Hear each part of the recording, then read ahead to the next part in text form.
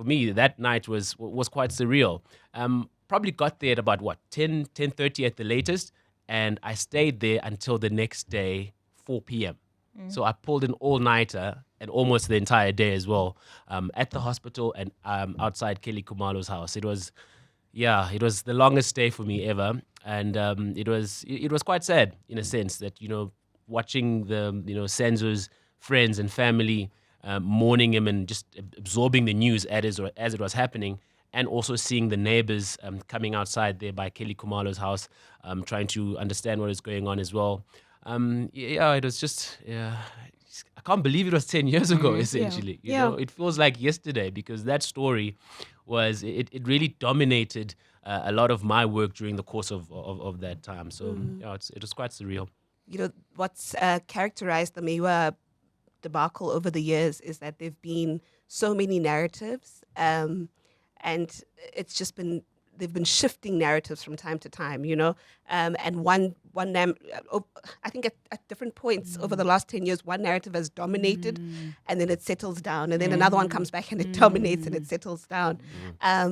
What are you hearing initially on that day? Initially, everyone sincerely thought it was a robbery that probably went wrong, where the criminals had gone into the house trying to steal cell phones or whatever things that were available in the house, and somehow Senzo Meyiwa got shot. Everybody believed that. That's what we all thought. Yes. And that was the narrative. Like, that's what was informing my reporting as well. Robbery gone wrong. Senzo Meyiwa ended up being shot in the house. As time progressed, we all know that things shifted quite significantly, where we actually don't even know what happened now. Where I've even given up in trying to understand what's going on. I remember after, during the lead up to Senzo Meyiwa's funeral, I went down to KZN and met up with his family, doing more reporting over there. They were convinced, that the people in the house knew what happened, So they must actually let us know, as the public and everybody else, that what essentially happened.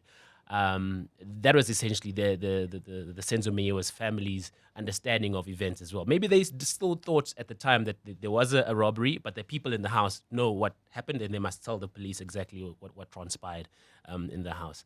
So, in the years since, I can't believe that the narrative has shifted so much, where we actually don't even understand where the court case is even going to go. Yeah, and there are talks of a mastermind and. Yeah.